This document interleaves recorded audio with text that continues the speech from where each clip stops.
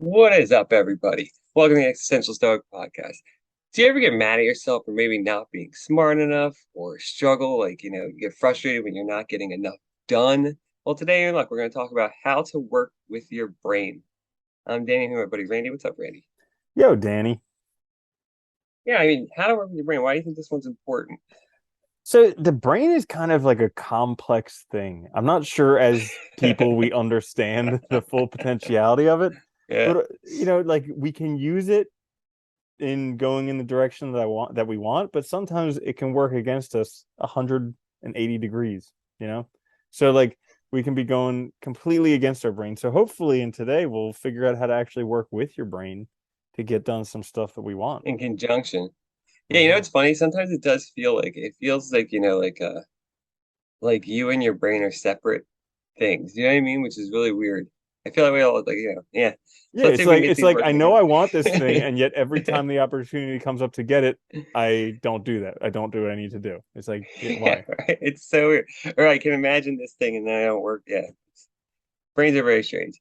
All right, my first one, how to work with your brain is to build routines to foster like the work habits that you want. Because I find this in myself all the time. The more you do things, the easier it gets to do, the more you kind of condition yourself to prepare yourself to do it, I think. Like whether it's exercise or whether it's like working, a consistent amount every day or whatever it is, if you get used to it, it gets easier and easier and easier to do. And then you start expecting it. I think anybody who's ever, had it worked out recognizes that, where you're like, you start to get upset when you miss going or don't work out one day. And it's the same for everything else. At least I found that. So I think that's a really easy way to kind of help kind of foster working with your brain. Yeah, that's a great one because they say we have the conscious and the subconscious. So if you build the patterns, then it goes back into the subconscious, so you don't even have to really think about doing it, and then you just get the Yeah. good benefits of what you're looking for. Uh, so my first one is one that I particularly am not very good at doing, but it's have some leisure in your life because that Yeah. allows whatever's going on in your brain to actually figure itself out. So like I often get stuck in a rut of trying to work hard at stuff, and then when I don't get it and when I'm stuck, I try and like double down and work even harder. And Yeah. it's like Yeah. it gets to a point where I burn myself out, and then like I have to take time off because I'm just like I've lost it. And then it all comes to me. Like it's in the shower, or it's when I'm painting, or like going for a walk, or whatever it is.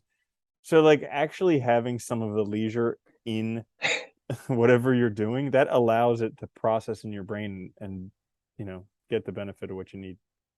It's funny because that's such an important one, but it is like really hard because I do the same thing. I usually double down like an idiot instead of trying to I'm like, and then grind, grind. yeah, You don't have it because you're not doing it hard enough.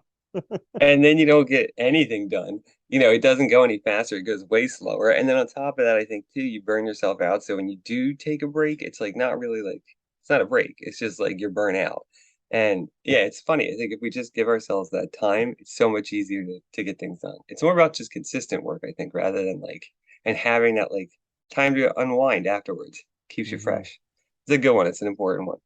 I like that. My second one is and I think this goes with, with your first one, which is listen to yourself, like especially with respect to when to stop and to keep going.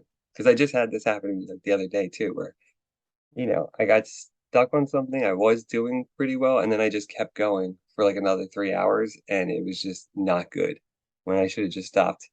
I had to get go and just let myself take a break, and I think but it's hard to know, but I think our bodies and our brains tell us, we just don't listen. We just refuse to.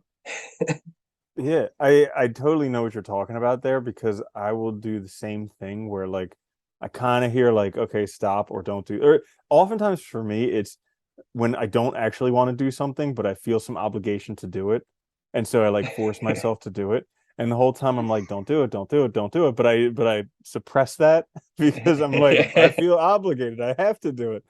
And so, yeah, that's the same type of thing, but it's actually listening to it because every time I do that thing that I feel obligated to do, I'm always miserable there. It's not good, and Yeah, it's better to listen to yourself. So it is.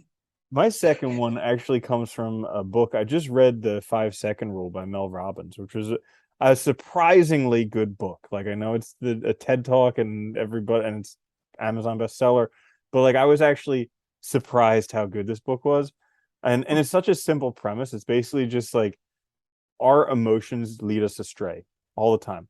We were just talking about that at the Yeah. beginning of the episode. There are things that we want, and then our brain, once we get the opportunity, our brain says no, like don't do it, don't feel like doing it now. Same thing happens to me all the time. Like things that I want, and then my brain gets sidetracked once the opportunity is there. So the premise of the book is you just count down 5, 4, 3, 2, 1, do it. And because it's never going to feel good, you're never going to want to do it. But that 5, 4, 3, 2, 1 countdown is kind of like 5, 4, 3, 2, 1 blast off of a rocket ship. It actually gets you moving because deep down you Yeah. had that instinct to go after because that's actually what you want. But if you give yourself too much time, your brain talks yourself out of it because it's stressful, it's hard. You can get a little bit of pleasure now, but you have to forgo the huge pleasure later on. So yeah, Yeah, that's a good one though, because I think that's one of the hardest things is managing, that the comfort or the pleasure now versus like long-term goals. And that kind of helps you just start because once you start, usually like 90% of the time I've always found like once I just start something, even if I put it off for a while, it gets done. And it's not that bad. And yeah, it's definitely not as bad as you imagine it. yeah, Like yeah. it's so funny. Even like, yeah, it just cracks me up because even like if it's something you really don't want to do, at least you get it over with, and then you don't have to worry about it anymore either. So the stress is gone too, which will frees you up for other things. Yeah, and Yeah, then you feel good. I mean, then you feel good that you at least tried. Like win, lose, or draw, at least you yeah, did it, as yeah, opposed to just being yeah. At least terrified of it your whole life. Yeah. that's a good one. I gotta try that one. 5, 4, 3, 2, 1. Blast My off. last one. Yeah, blast. Keep going.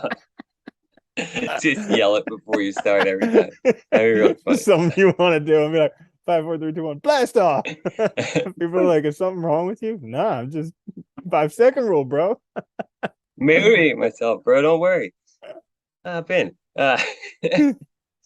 My last one is so this one I think is really important. It's just keep learning new things and stay curious. I think, we often just get so caught up in routines and it really, I think, in a sense, like hinders our brain and our development and our ability to solve problems because we get so caught up in just like the same old that we don't really ever encounter anything new, encounter new experiences, and it just, yeah, it makes us stale.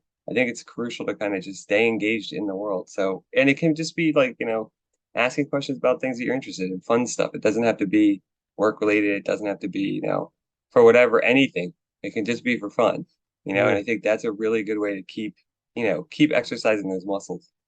That's a great Yeah. one. And it's also like extremely difficult nowadays because every search algorithm out there just serves you up more of what you already know. So like it's Yeah. super hard to find this stuff, but it's like just constantly being exposed to it is great. So You I have to like like that. actively fight against the technology. Yeah, it's crazy. You have to like log in on private browsers and try different stuff just to find something that's not what you've already done. Yeah. Um, Yeah, which you saw yesterday. It's so yeah. funny. Yeah. So my last one for how to work with your brain is actually forgive yourself. So this Mm. is one where I know personally, like when I've made mistakes, I really like get on my own back about it.